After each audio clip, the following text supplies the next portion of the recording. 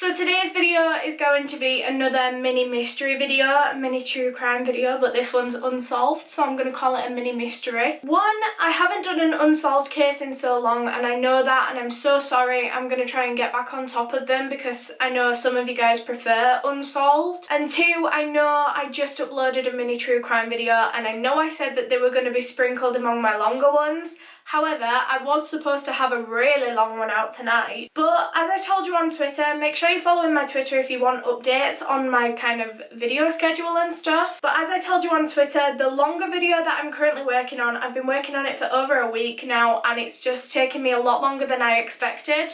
I have a feeling it's going to be way over an hour long, that video, so get ready for that. I'm hopefully going to have that up tomorrow or the day after. So I thought while I'm still putting in a few extra days on that one to make sure that that one is perfect, I'll just give you another smaller one to put you on until then. So yeah, today we're going to be talking about an unsolved case which I really feel doesn't get enough attention. So today we're going to be talking about the unsolved case of Valerie Graves. So before I get into this video, I just want to give my usual disclaimer that I mean absolutely no disrespect to anyone that I talk about in this video. This is all just information that I have found on the internet and I'm compiling into one video. So Valerie Graves was born on the 25th of December, Christmas Day, in 1958. She was a 55-year-old artist living in West Sussex in England. I couldn't find where she was originally from, where she was born and where she grew up, but I do know that she lived in Scotland for 10 years before eventually moving to West Sussex to care for her elderly mother Eileen. Valerie was a mother to two older children called Tim and Jemima who were fully grown up and had their own children. And she also previously owned her own art gallery and studio when she lived back up in Scotland. Mum was carefree, a big kid really. She wasn't the most serious person, she liked to mess around. Very nice, kind, loving. Excellent mother, great grandmother. So over the Christmas period of 2013, Valerie, her mother Eileen, her sister Janet and her sister Janet's partner Nigel were all house sitting for a friend. Their friend owned a very kind of valuable home. It was worth £1.6 million and they were going to be away over the Christmas break, and so they asked Valerie and all of her family if they would stay over at the house and look after it while they were gone. So Valerie and her family had been in the house for a few weeks. They celebrated Christmas there, they had a couple of friends over, they celebrated Valerie's birthday which was on Christmas Day, and it was just a really nice end to 2013. And December 29th, 2013 started off no different. That day, Valerie had spent the whole day with her mother Eileen and her sister Janet. They just had a really nice, chilled day together. They didn't do much of anything, they just kind of spent time with each other. That night, the whole family sat around watching TV as they normally would on an evening, and then they all went back to their separate bedrooms and went to bed. So Valerie was sleeping in a bedroom alone on the ground floor, and this particular bedroom had these big patio doors that opened out onto the back garden. So everyone went to bed as normal and woke up as normal the next morning on December the 30th. I came down in the morning for breakfast. Jan was already down there in the kitchen, and we noted that the bedroom door where Valerie was sleeping was open. We didn't really raise any alarm at that stage, obviously, but because Jan's mother had been ill prior to Christmas, and we thought that she may have spent the night with in her mother's bedroom just to look after her. So that was our first thought.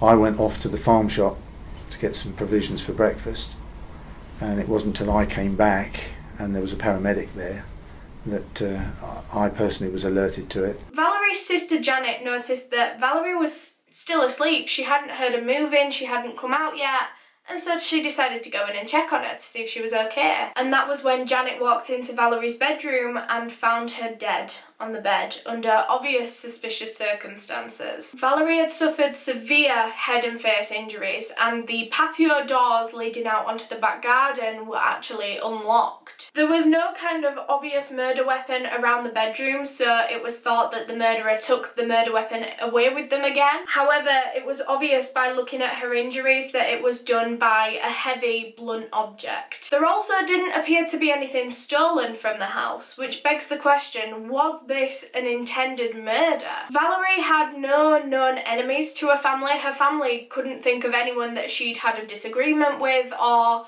anyone that might benefit from Valerie being gone. Even Valerie's ex-husband Roy Woods was on pretty good terms with her, and he couldn't think of anyone either, and obviously he'd been with her for a long period of her life, and he couldn't think of anyone either. It just seemed very random. Valerie was a very random victim, and it just seemed very unprovoked and unnecessary. But like I said, they were house sitting a £1.6 million house at the time, and so it's not out of the realm of possibility that this could have been a robbery gone wrong. Maybe someone entered through the patio door, maybe Valerie saw them and tried to stop them, and then this led to an altercation where she then got murdered. Maybe it was someone that knew the homeowners and knew that they were going to be away over the Christmas break and thought this was a good opportunity to rob the house. Maybe they didn't know that Valerie and her family were going to be house sitting, maybe they broke in and saw Valerie there. Maybe Valerie saw them and they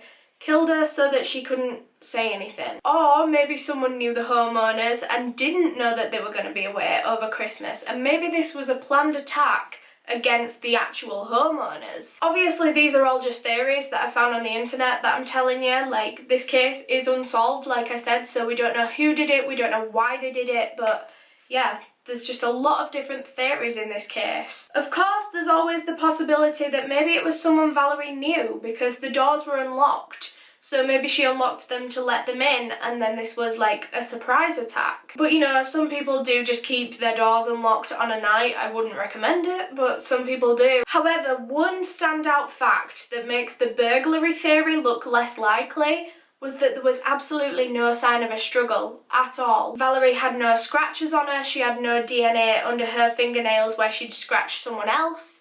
It was as if she was murdered when she was in bed, possibly asleep. So this suggests that maybe it was an intended murder and not a robbery. Maybe the person came to the house with the intention of killing Valerie, or just killing whoever was in that room. Maybe they didn't know it was Valerie. Or maybe there was no struggle because it was an unexpected attack. Maybe, like I said, Valerie let someone into the house that night and maybe she felt comfortable around them, maybe she knew them, and so her guard wasn't up. So if they surprise attacked her, there wouldn't be a struggle. Obviously some of these theories have more weight to them than others, and obviously none of them have been proved, so you can decide which ones you believe, which ones you don't believe. However, you've got to admit that they're all at least a little bit possible. At least I think they're all at least a little bit possible. Some of them seem a lot more likely than others, but a couple of things that I think should be considered was how no one else in the house heard these doors open and then close again, because the door wasn't open the next morning,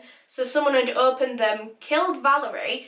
How no one heard that, I don't know. And then they left the house and closed the door again, and no one else staying in that house heard a thing. And that's not me trying to say that any of them were guilty, but I don't know what I'm trying to say with that point. I just find that a little bit strange. Like, either they were all really heavy sleepers, maybe they were sleeping quite a way away from where Valerie was sleeping, I don't know. I don't know the plan of this house at all, but I don't know, I just thought that was a kind of interesting point to put in there. So police immediately began collecting all the forensic evidence they could possibly get from the bedroom. However, there really wasn't much of anything. All of Valerie's family that she was staying with were interviewed, all the neighbours were interviewed, but absolutely no one had seen or heard anything suspicious, seen anyone on the street. Like, there was like no evidence. But then, a few days into the investigation, police search teams found the possible murder weapon. 600 metres away from the crime scene, away from where Valerie was murdered,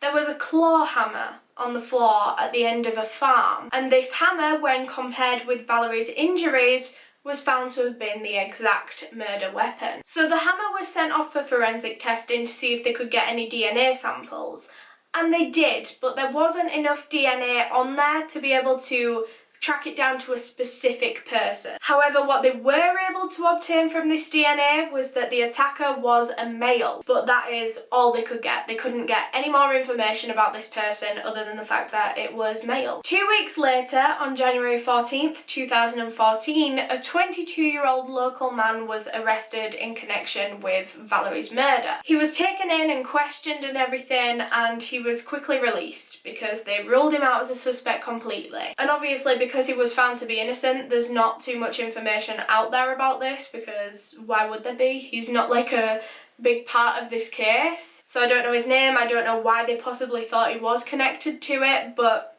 anyway, he was ruled out. And then the case went completely cold for pretty much the rest of the year, with absolutely no new leads, no new evidence. In November of 2014, almost a whole year since Valerie's murder, police decided to retest the hammer with like new, more up-to-date forensic technology. Because obviously police technology is always improving and they're always going back to old unsolved cases to see if new technology can find anything that they missed before. And they did. They found a little bit more DNA, but it still wasn't a big enough sample to be able to identify one specific person. It was just a little bit more DNA. And so in January of 2015, West Sussex Police decided to hold a voluntary DNA screening. They said that all of the men over the age of 17 in this kind of area that Valerie was murdered in could come down to this centre, volunteer their DNA and rule themselves out. I spoke about this in the Sally Ann Bowman case. I'll link it up here if you haven't seen that.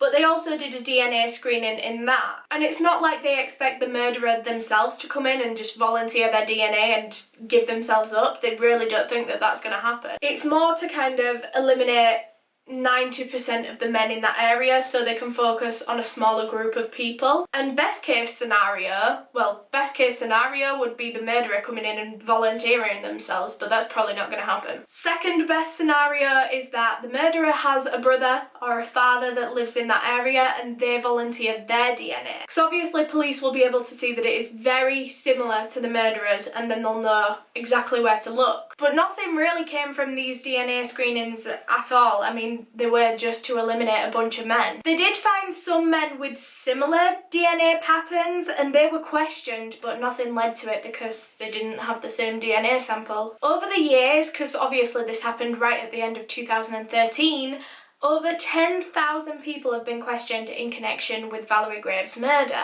and absolutely nothing has come out of any of them. Nothing of significance anyway. But yeah, this case still, to this day, is unsolved. I sounded like a BTEC BuzzFeed Unsolved then, didn't I? There's currently a £10,000 reward out for any information that'll lead to the arrest of a murder suspect. So even if you have the tiniest little bit of information, even if you think it's insignificant, it might really help in this case and it's really worth reporting. I'll link a webpage down below in the description where you can click on if you do have anything to report. Just scroll right to the bottom of that page and there's emails, numbers. You can call anonymously to report something if you want. But yeah, even if you think something is really insignificant, even if you think it's got nothing to do with this, if you just saw someone strange in that area, or if you've had a weird conversation with someone where they've mentioned this case, it might be worth reporting it because a family have lost their mother, grandmother,